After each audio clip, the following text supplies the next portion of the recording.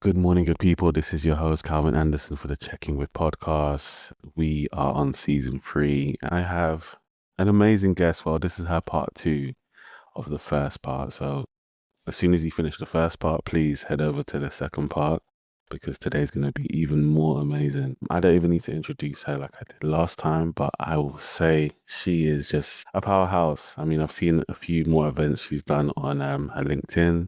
So please go check that out. And she's just teaching people about so many things. Human skills is her niche, her space that she occupies and does greatly, by the way. So please continue to follow this person because she's just going to skyrocket and be probably one of the greatest minds in our generation, which I'm looking forward to. So please give a warm welcome again to Hayley Dawson. Hayley, how are you? Hi, what a lovely introduction. Thank you so much. Oh, I'm you fine. think so? And I do. yeah, And I'm fine, thank you. How are you doing? I am good. I am rested and I am well. And yeah, I'm really good. Good. I'm glad to Yeah. hear it. I'm excited to get into this today.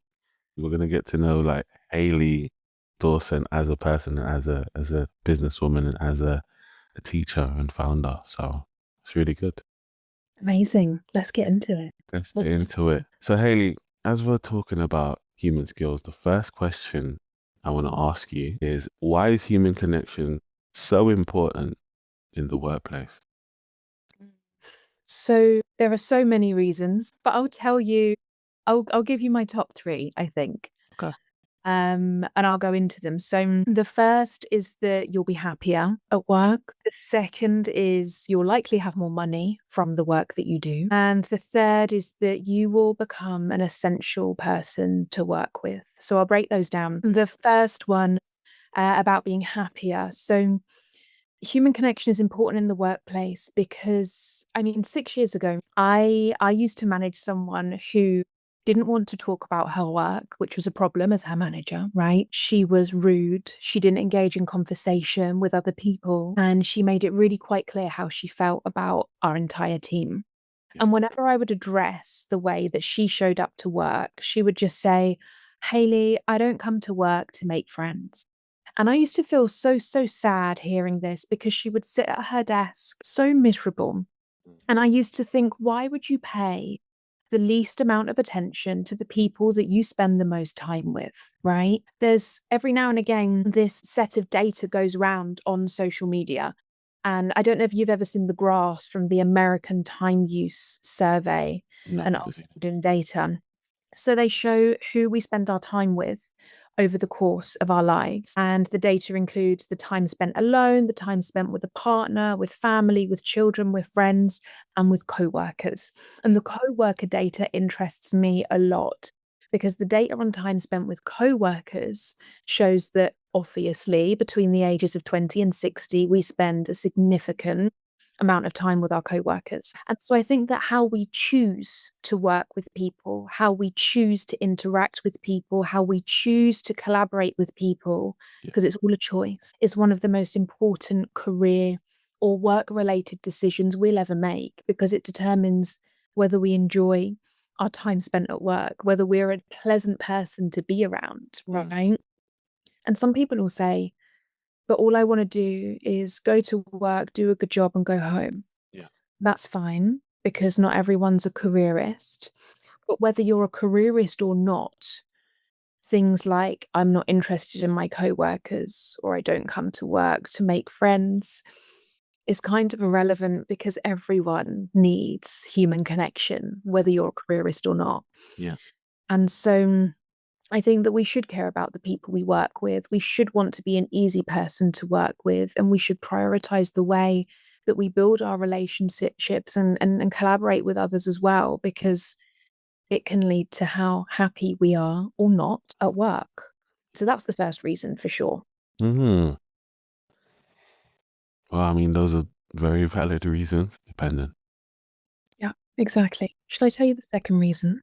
I would love for you to tell me the second reason. So the second as to why human connection, human skills is so important for work is that you'll have more money. Every single job that I've had, I have seen a pattern play out. And that is, if someone is good technically at the job that they do, if they have good technical skills, good hard skills, Yeah. they get promoted. And then they're good at that job technically. So they get promoted again and again and again. And as you progress throughout your career, usually you earn more money, right? Mhm. But the thing is that promoting people based on strong technical skills alone is problematic because they eventually reach a management or leadership position and then don't have the human skills needed to do that job properly Mhm. and can quickly become overwhelmed and underperform for the first time in their career. I call this promoted to incompetence. I haven't found a nicer way to say it yet, but that's what I'll go with for now. So the days of our technical skills leading to career progression and higher salaries, I think they're gone because AI is taking away the need for many technical skills and expert knowledge. And our competitive edge is now in our humanness and how well we work with other people. If we don't have that, I don't think we're going to be able to progress in the way that we want to. And the research shows as well that people with higher levels of skills like communication, problem solving, collaboration, these are all human skills, earn on average £4,600 per year more Mm. compared to people with lower levels of these skills. That was a report by the Skills Builder Partnership, I think in 2023 or 2024. Yeah. And the research from US salary shows the figure to be $29,000 more for people who have these skills. Now, I know that our friends across the pond have these wild and wacky salaries. Mm. Um, but the thing is that if you are successful in your interactions with people, you will get the opportunities that you want, you will progress. Mm. And I think that you'll earn more as well. Touching upon what you said in terms of, AI and, the human connection, and that has to be something that we actually hold on to, or else finished, essentially. Um, what can we do as a people to keep that growing and keep that, I guess, tangible? Because like you said, AI is here in this, you know, building. It's so helpful, so helpful. And in my head, I'm just like,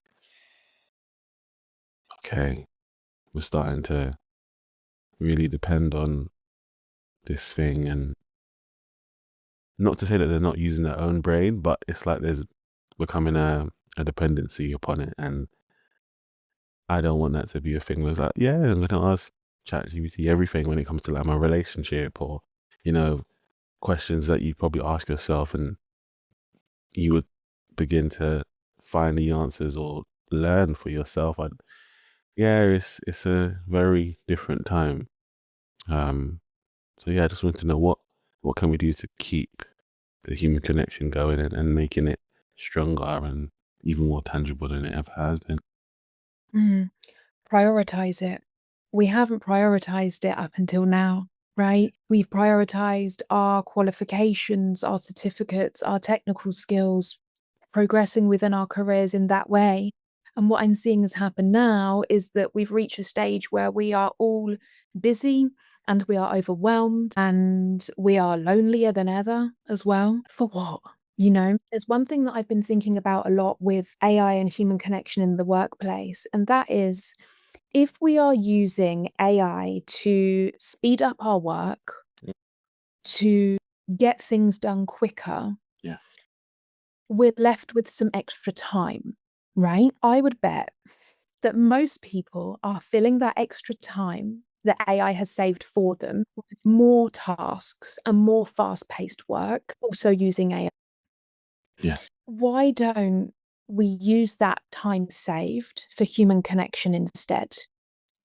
No? Like, if the robots are working for us, we have more time to connect with other people. Like, we don't have to continuously cram our workday with more and more and more tasks for the sake of what?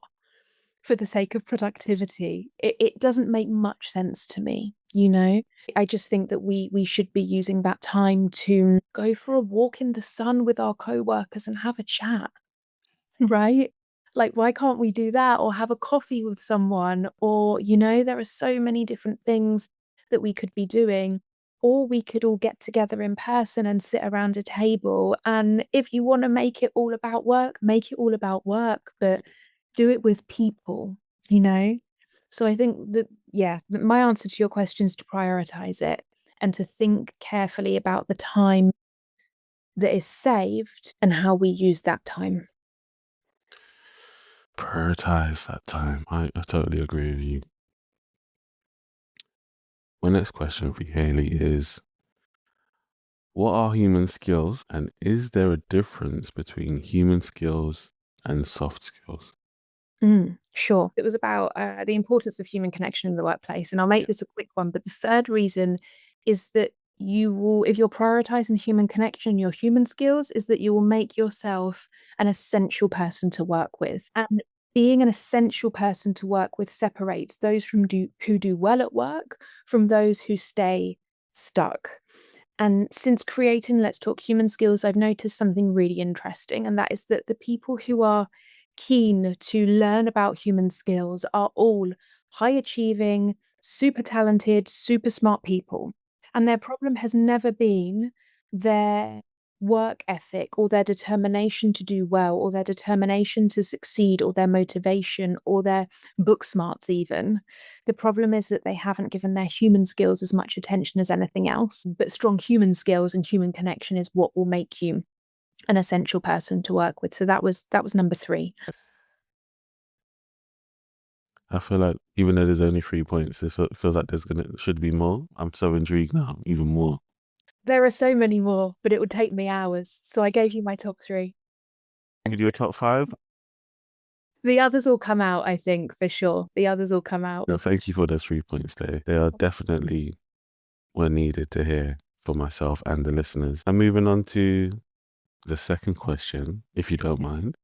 Yeah. What are human skills and is there a difference between human skills and soft skills?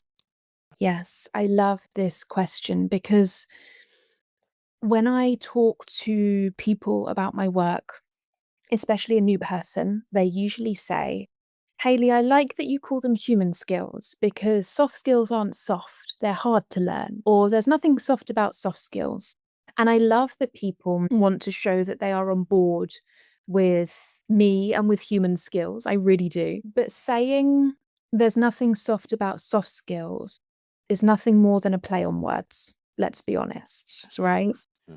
So we can't only relabel soft skills as human skills because I think we'd be missing out on a whole other category. Now, I've been using the terms technical skills and human skills so far, but traditionally we know of them as hard skills and soft skills. And we tend to talk about these two types of skills as though they're in opposition to one another. But both types are needed in the workplace. And here's how I see it. So I think there's scope to redefine hard skills and soft skills in the following way. I refer to hard skills as technical skills because they're the technical abilities and the domain specific knowledge that are learned through on the job experience or training. So things like accounting or graphic design or data analysis or a foreign language, for example. And in my mind, when we look at soft skills, there are 2 different categories. We've got operational skills and we've got human skills. Now, the operational skills are like, for example, organization or time management or planning. And these skills help us to get the work done on time and to ship the work. Then there are human skills like confidence, emotional intelligence, communication, etc. And these skills help us to work well with other people. Now, traditionally, we've lumped these skills together, haven't we? But it doesn't make sense for time management to be in the same category as emotional intelligence, for example.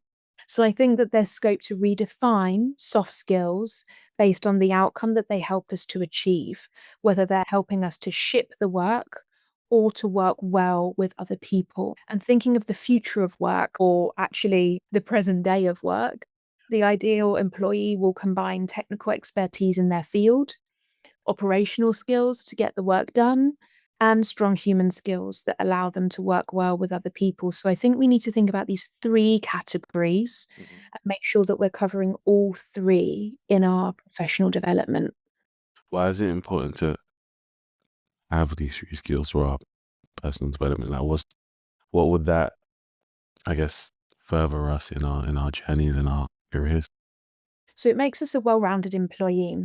Like what I was saying earlier, if somebody only has technical skills, traditionally these people have been promoted again and again and again and again based on their technical expertise. It's like, oh, you're good at your job, so we'll promote you. And people get promoted and promoted until they reach that management or leadership position, Yeah. and then find that they don't have the human skills needed to do that. Then, if we look at it the other way around, if you have really strong human skills, but you don't have strong operational skills or technical skills, you're like the personality hire that never delivers work on time and doesn't actually know the technical ins and outs of their job. Yeah. So if you're missing a piece of this pie, it's almost like you can't do a really good job or be a really great person to work with because you're missing something.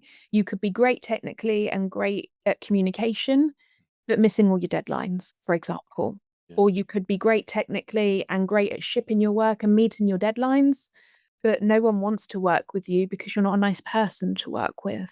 So having all three makes you a really well-rounded Yeah. employee. I love that. And I guess it's so important to be a well-rounded individual, not just from, a communication style and a leadership style, but just as a human being. People aren't afraid to approach you and they feel comfortable enough to work with you as well. Exactly. Summed it up perfectly. Thank you for the prompt and the insight, or else I wouldn't have been able to. So thank you. You said something as well where I think one of your colleagues or someone you're working with mentioned about it being or changing the term soft skills because they're not soft, they're technical, they're all the way, which is interesting because I'm this is new to me and I'm obviously learning. I understand the idea of what makes them hard, but when you hear soft skills, automatically my brain kind of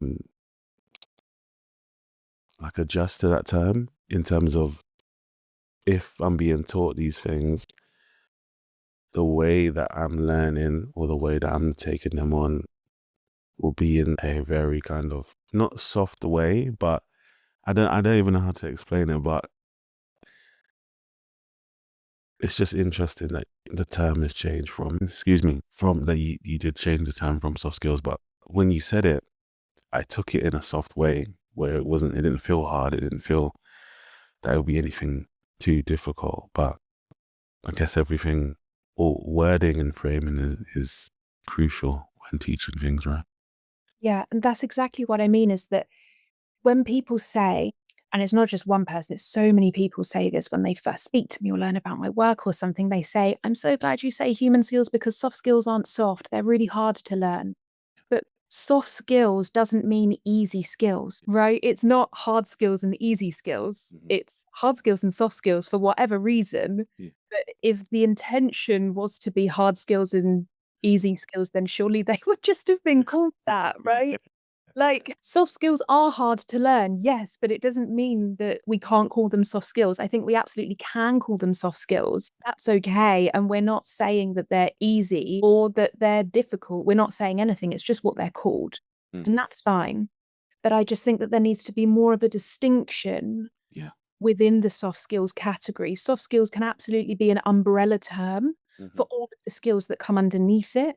Yeah. But those skills that come underneath it can't be lumped together. Like what I said about time management and emotional intelligence, having them in the same category, I think that's a bit weird, Basically, yeah. or planning and confidence. I think that's a bit weird to have them together as well. So thinking about soft skills as the umbrella term and then branching out into operational and technical, Yeah. depending on the outcome they help us to achieve. Yeah. I think that's probably a smarter way to go about thinking of these skills to make sure we're including everything we need to in our career development. Yeah. Why do you think people take on, like you said, the person said, I'm so glad that you changed it because to learn soft skills are hard.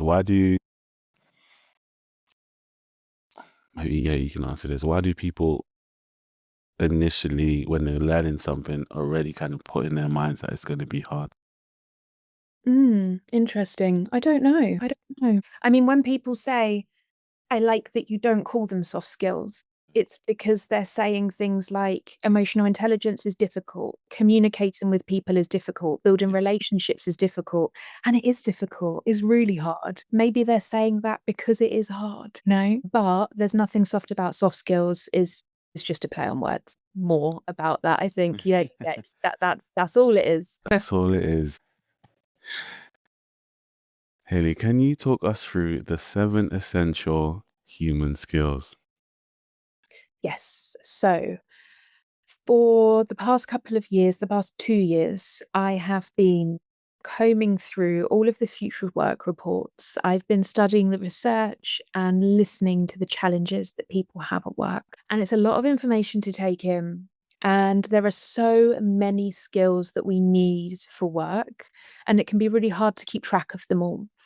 So, what I've done is I've labeled and defined 7 essential human skills that we all need. And if something feels like it's missing from what I'm about to go through, it's probably not missing. It's under one of those 7 human skills, right? So, the first one that I like to start with is confidence. So, I think this is not only the ability to believe in your expertise and take action, but also make other people have confidence in you. So I like to think of this as building trust in you and your ideas.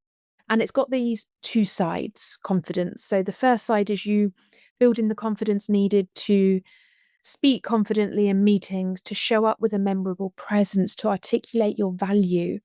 And the second side is inspiring confidence in other people.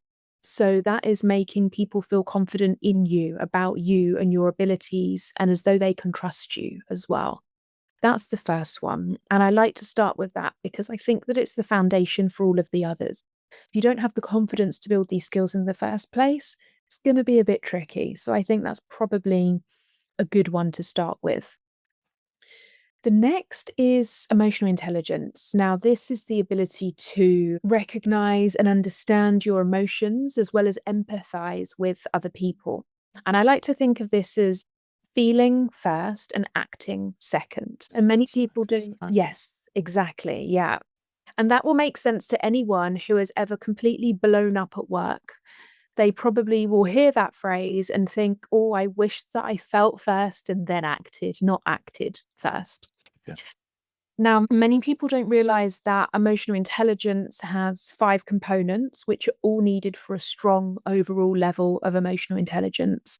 And those 5 are self awareness, so recognizing your emotions, understanding why you feel them. Then there's self regulation, which is managing those emotions appropriately. Yeah. Then there's motivation, which is your drive to achieve, your passion for new challenges, the way that you bounce back from failure and rejection. Then there's empathy, which is understanding other people's feelings. And then there's social skill as well, which is managing your relationships, building the network around you. So those are the 5 components for strong emotional intelligence. Mm. The third human skill is communication. So I like to think of this as your ability to convey your ideas clearly, listen actively, and adapt your message to different people. And you can think of it as using your words and your body language effectively. Now, people with strong communication skills are able to deal with those awkward situations at work, like handling interruptions or dealing with miscommunication, maybe having difficult conversations. You've also got giving and receiving feedback. You've got being assertive without feeling uncomfortable as well. So many things. And strong communication skills means that you can have the conversation you've been avoiding. You know, those conversations that have been on your mind for a really long time and they make your tummy feel funny and you keep delaying them, hoping that time will just make them unnecessary. Yeah. But then it never does. It's those kinds of conversations that you can have if you have strong communication skills. Right. What number am I on? Number 4. The fourth is collaboration. So this is your ability to work well with other people and be an easy person to work with. So I consider this skill to be the most underrated skill of the modern workplace because we all know what it's like to work with a difficult person, as we spoke about in part 1. And When we think of our difficult person, we usually think of someone who is impatient or full of worry or bossy or inflexible or someone who just does not let you breathe and just get on with your job. And the reality is that most of us aren't actually aware that any of us can be a difficult person to work with, depending on the situation that we're in. And this goes for me as well. And I teach human skills, right? But I know that all of that around being an easy person to work with is in our first part. The fifth human skill is relationship building. So, this is the ability to create trust and mutual respect and support other people on an ongoing basis. I like to think of it as building genuine connection, right? Because relationship building goes from the very first moment you meet someone and making a great first impression to then being a strong conversationalist, to engaging people in you and what you have to say, and then to turning that into a lasting relationship where you can support and celebrate each other. That's the A to Z, I think, of relationship building. The sixth human skill is ideation.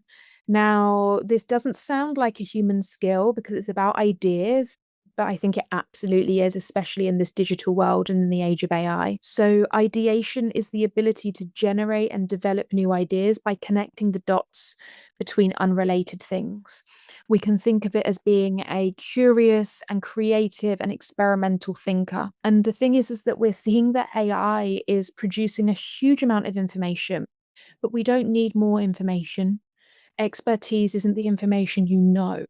It's being able to synthesize the information you know and connect the dots between lots of different ideas. And if we rely on AI too much, we run the risk of losing the ability to think for ourselves. So, ideation is super important. And the last one, number 7, is adaptability.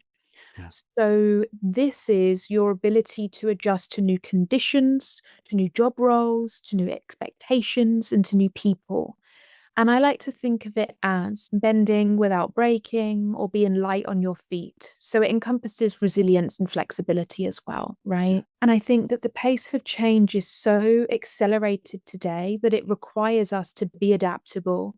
We need to get used to learning, unlearning, and relearning, and being open to constant change. Yeah. And adaptability is a skill that is appearing in all of those top 10 skills employers want in 2030 lists. Mhm. And it's because change isn't going anywhere. It's only going to become more prominent and more accelerated as time goes on. Yeah. So, those are the 7 essential human skills: Mhm. confidence, emotional intelligence, communication, collaboration, relationship building, ideation, adaptability. And I think they can define your career more than any qualification or certificate ever will. You Yeah. have these skills, you have a competitive edge that a lot of people at the moment don't have because they don't have all 7. Thank you so much, Hayley. Those 7 skills are, as you said, they're crucial, especially with change being inevitable. These skills are going to definitely keep you. Thank you so much for sharing that. And listeners, please take on board those 7 human skills. If you need to do an even further, deeper dive into them, you can either do your own research, but I would suggest that you contact Miss Dawson for further insight as well. Hayley, who can benefit the most from building their human skills, even though you kind of mentioned it, but take us further. Of course, honestly, everyone, but I know it's better to be specific. Since creating Let's Talk Human Skills, I've noticed something really interesting. And that is that the people who want to work on their human skills, the people that really care about this, the people who want to do well at work, regardless of whether they're a careerist or not, they fall into 3 groups. And what I'm seeing is that group number 1 is the people who are intelligent, but they feel overlooked and underestimated. And the frustrations that I see from these people are that they know that they're intelligent and capable, but they are constantly interrupted. They are overlooked. They're underestimated. They have to fight for just a really basic level of recognition in the workplace and to be respected and taken seriously. And what these people want really is to be seen for how capable they really are, Yeah. to be heard without having to be loud or fight for attention, and to walk into any kind of situation, any interview or conversation or meeting, and feel calm and in control. And so for these people, working on their human skills takes them from fighting for that basic recognition to being seen as competent and valuable in the workplace. So that's the first group. The second group are the people who are talented, but they feel excluded and they want to belong. So the frustrations I see from these people are that they are frustrated watching their brilliant ideas get ignored or implemented poorly by someone else. And they are doing great work, but maybe feel like they're on an island and can't actually connect with other people. And they watch less capable people, technically, get ahead because those people are better at, I don't like the phrase playing the game, but those people are just better at their human skills, right? Now, for this group of people, working on their human skills can take them from working in isolation to being included, being collaborative, and building real relationships at work, not just networking, surface level networking, but actually becoming someone that other people genuinely want to work with and seek out to collaborate with as well. And the third and final group are those people who are really ambitious and have reached a really great place in their career. They feel successful, they got to where they want to be, but they're kind of thinking, oh, is this it? And they want more influence and more impact and the extra income that comes with that as well. And the frustrations that I see from these people are that they know that they're capable of more and they want the salary to match, but they don't know how to get there. And they have unique skills and expertise, but they can't seem to get people to truly value what they bring to the workplace. Or that they are stuck being the reliable person that contributes all the time, and they actually are ready to be the person that makes the big decisions. They're ready for a leadership position, for example. Now, for these people, working on their human skills can take them from being competent and recognized to being influential and ready for that career advancement or career pivot that they want.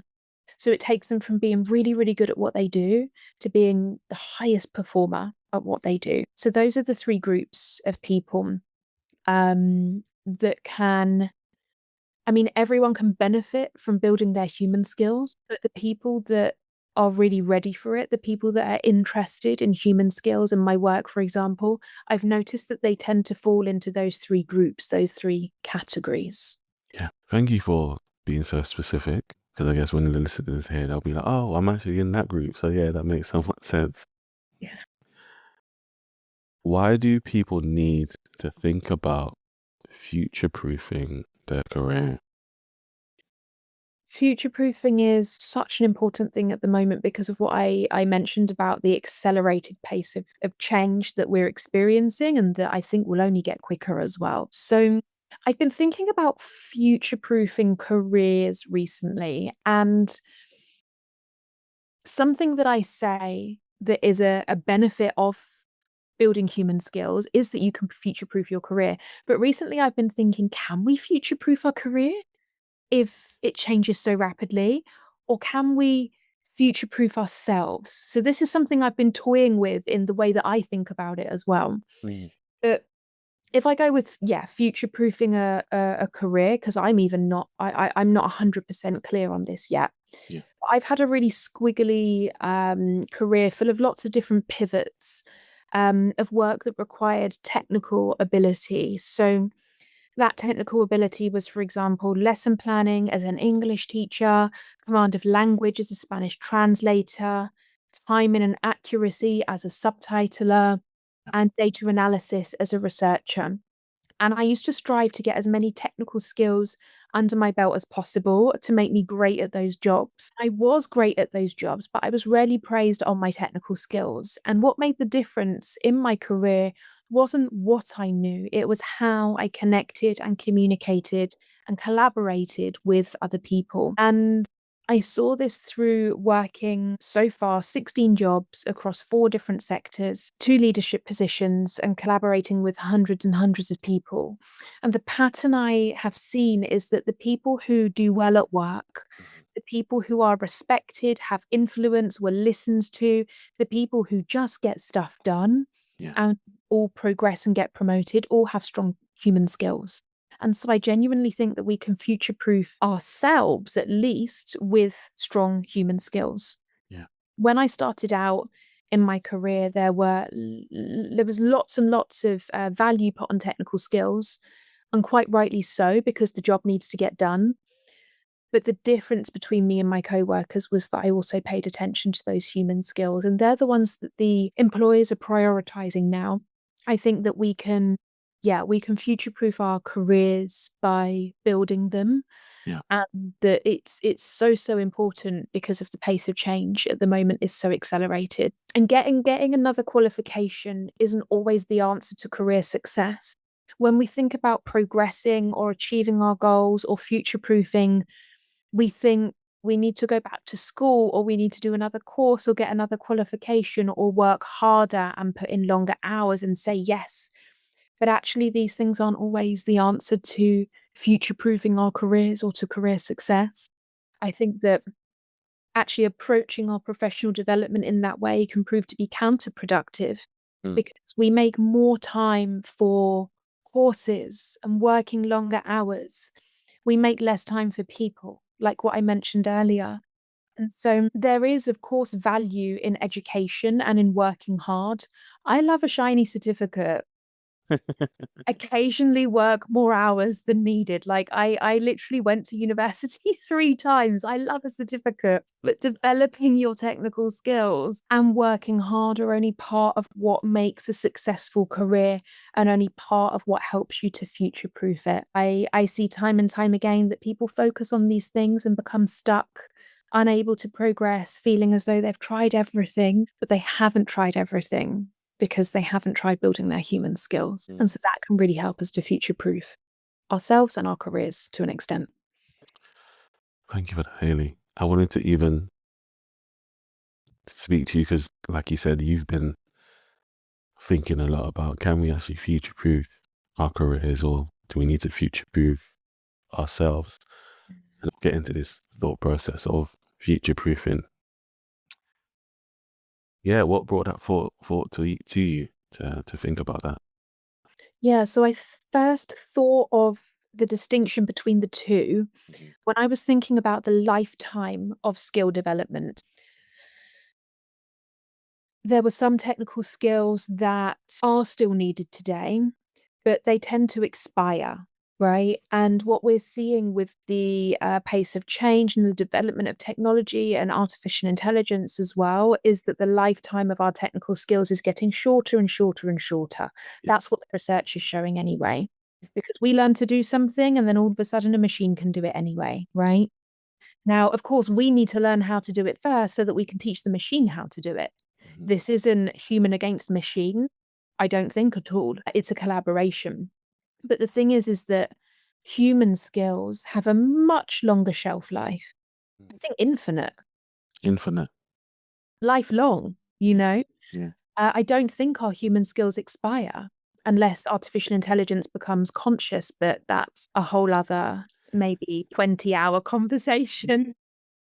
But at the moment where we are is that, yeah, the shelf life of technical skills is much shorter than the shelf life of human skills. And so when we're thinking about future proofing our careers, we need both, or we need all three, actually. We can't forget the operational skills I mentioned earlier as well. But if we're thinking about future proofing, it's very safe to strengthen your human skills.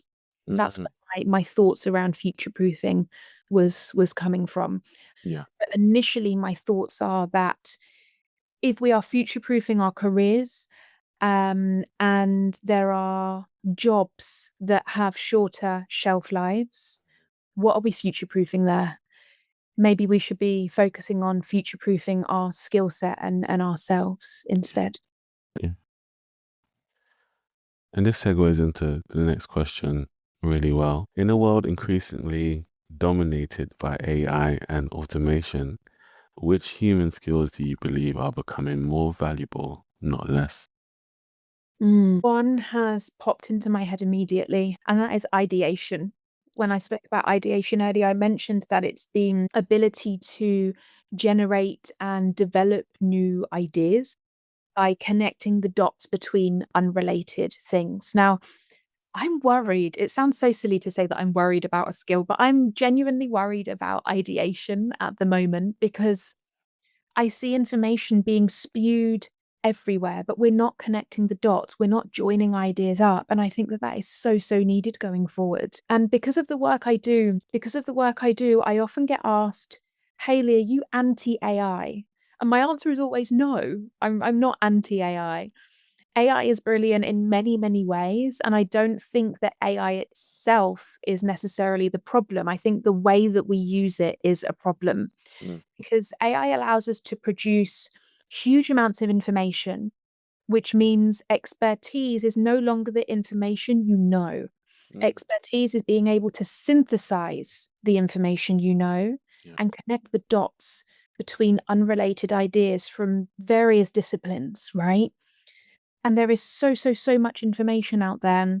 yeah, And we can generate information at the click of a button, but to what end? There is so much information yeah, that is out there. And the reality is that we can generate information at the click of a button, but to what end are we doing that? Because instead of churning out information, we need to connect the information that we already have together, right? And if we rely on AI too much, we risk losing our ability to think for ourselves. And that ability is more valuable than we realize because if I think about it, the only reason I can deliver human skills education with such ease yeah, is because I went through the pain of thinking about it, of ideating, of refining my ideas, of chucking 1,000 ideas in the bin, of implementing feedback from actual people. And the only reason I can talk to you today and that we can do this is because the information it's not because the information exists somewhere. It's because I've connected the dots between different ideas myself. And so we're at a stage at the moment when we need to think carefully about the tasks that we're asking AI to do and whether we could benefit more from doing those tasks ourselves.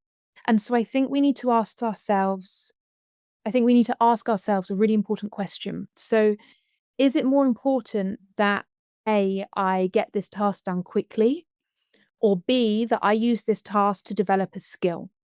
Because if AI can save you time on a task that doesn't build critical skills that you need, great, use AI, right? But if a task helps you to build a skill that you still need, I think you should do it yourself. If we take writing as an example, as the most basic example and application of AI, if you use AI to write a short email to a coworker, or if you use it to write all of your social media posts, or if you use it to write your entire university essay without much thought, you're not developing your ability to think or write or ideate. You're developing AI's ability to think and write and ideate, right? yeah, So I think ideation is, I'm going to say, at risk of extinction, if I'm honest, right? If we don't start building it now and yeah. really thinking about ideation as a human skill, we all need to become AI literate. And I'd never discourage Sure. from using it, right? Because it's so important. It's become almost essential. Mhm. But we do need to continue to develop our skills and connect the dots with the information that we already have rather than keep creating more and more and more. So, what I'm saying is that thinking for yourself, ideation, having that as a human skill will give you a competitive advantage, I Yeah. reckon. Thank you for sharing that, Haley. And key thing, like you said, to become AI literate and understand it and learn it and look at where it's going and how it's going to affect, not just us at work and just our livelihood as well. Next question for you. What is one human skill that's often overlooked, but you believe is a leadership superpower? Being honest, Wow. I think it's that. I haven't extracted being honest as a human skill, because like I said, those 7 skills are like umbrella terms for groups of skills, okay? But I think being honest sits within emotional intelligence and within communication and within collaboration and within relationship building. It sits in lots of different human skills. I've seen far too many times that people haven't received the feedback that they really needed to do a good job or to improve in some way because leadership was too afraid of hurting someone's feelings. So if you're a leader, you've got to be comfortable with being honest. And that doesn't mean being brutally honest or setting out to upset someone unintentionally or intentionally. It means identifying ways that you can help someone grow, communicating that to them in a respectful way, Yeah. and then working with them to achieve whatever it is you or they want to achieve, you know? So I think being honest is it's overlooked and it's a leadership superpower for sure. I've seen so many times in the workplace that people have needed uh, honest feedback to improve. They haven't been given that honest feedback and therefore they haven't progressed. And I would actually say it's almost not the employee's fault in that type of situation that they haven't progressed. It's the management or the leadership's fault because they haven't given the honest feedback that they need. And if someone isn't aware that they're doing something wrong, that they're under communicating or over communicating, as an example, how can they improve that? If they're not aware that they're going wrong, they need honesty. And honest feedback, I think, is the most helpful feedback you can give as a manager or as a leader. I agree with you 100%. Feedback is so crucial, and there's actually some people who actually need feedback in order for them to operate or to do their job, which is interesting because there's some people who don't need feedback and just get on with it and still keep going. And then there's others who require feedback because it's what helps them to navigate. Okay, this is where I'm at. This is where I can improve. And sometimes it can provoke even more internal reflection as well. For sure. For sure. I think the difference there is self-awareness. Mm. Sometimes people have a really high level of self-awareness and they know where they're going wrong. They know how they can improve. They know what they're great at.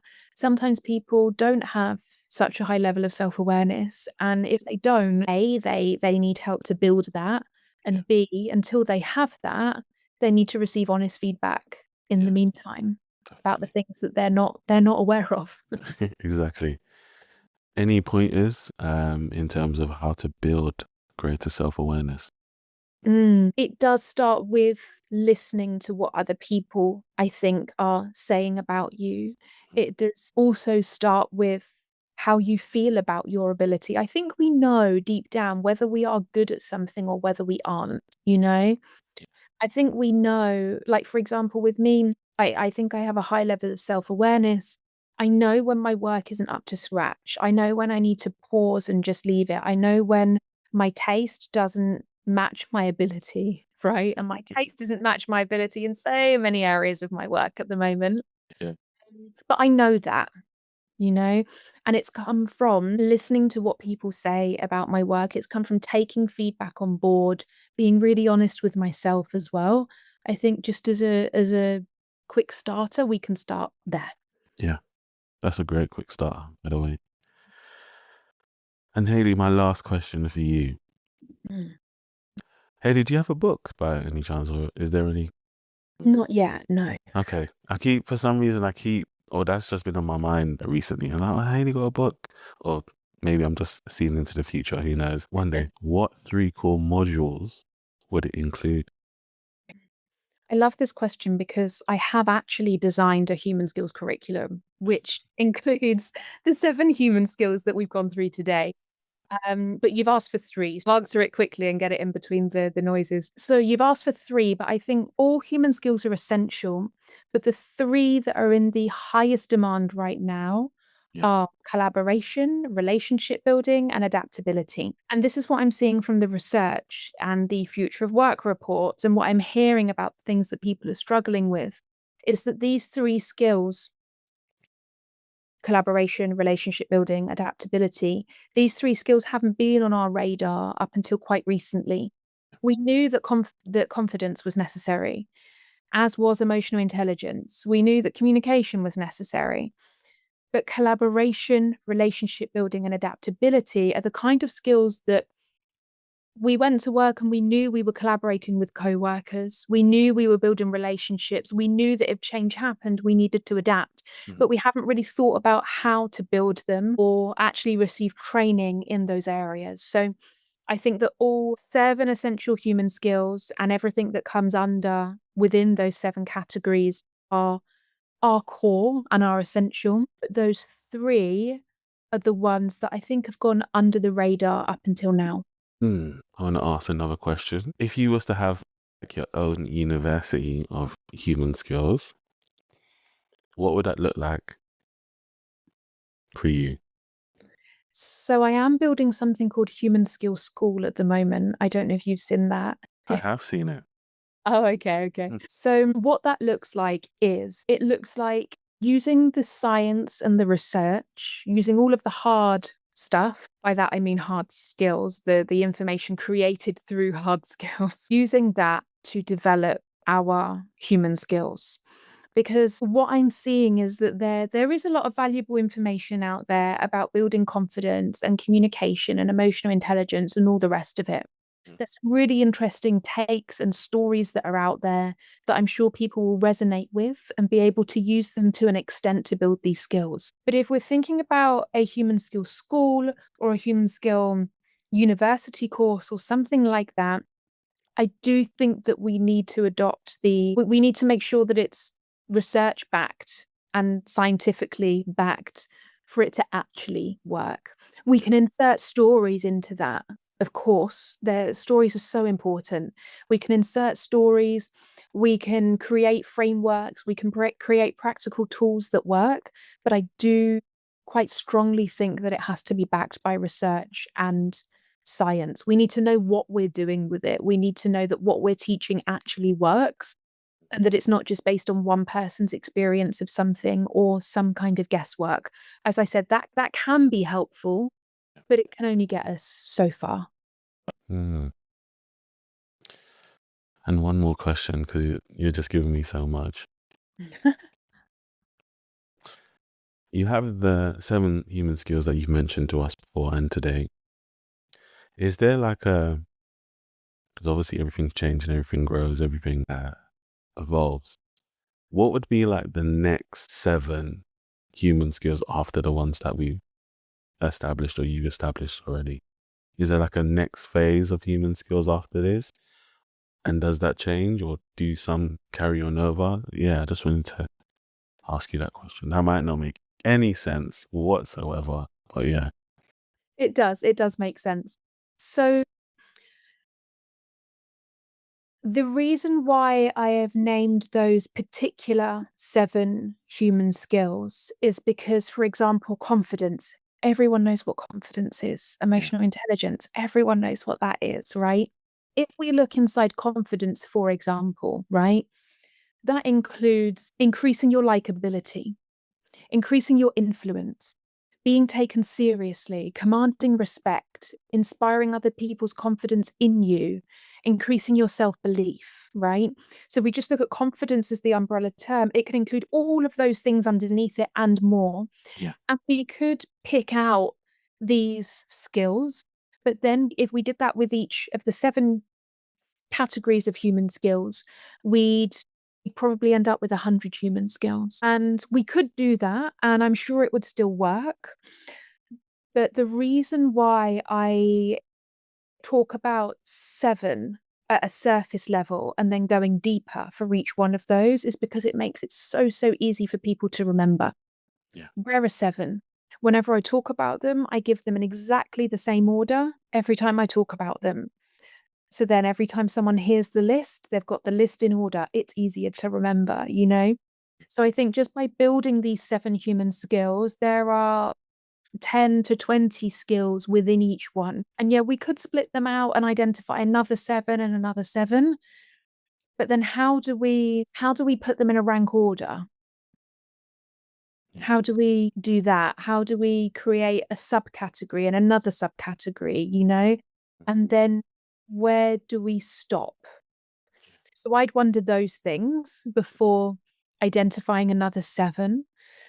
But with the 7 that are currently identified, I think is a really good place for people to start and explore the human skills that sit underneath each one of those Yeah. that are in no particular, like, And I only have one fun question for you today.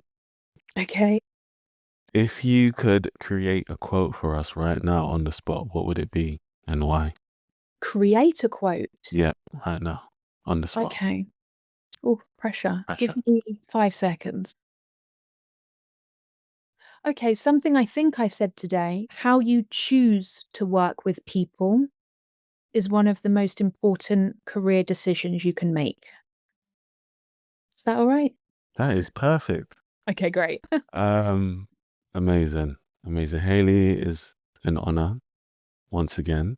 I'm sure I'm gonna have you on again when something new pops up, and I'll be like, Hayley, I need that. I need you to speak on that. So, ladies and gentlemen, we have had the phenomenal Hayley Dawson. Again, she's gonna be a regular, so please get used to her amazing insight and just her greatness. I have been your host, Calvin Anderson, for the Check In With podcast today. We have had Hayley Dawson. Again, please head over to LinkedIn, head over to her website. She's got so many great things coming up, and please book her in for training. Bring her into, you're starting your business. From a foundational standpoint, you need to get her in from the beginning. So please head over and get in touch with her. Have a lovely rest of the day, a lovely rest of the week. Please enjoy the weather. Speak soon. Take care. God bless.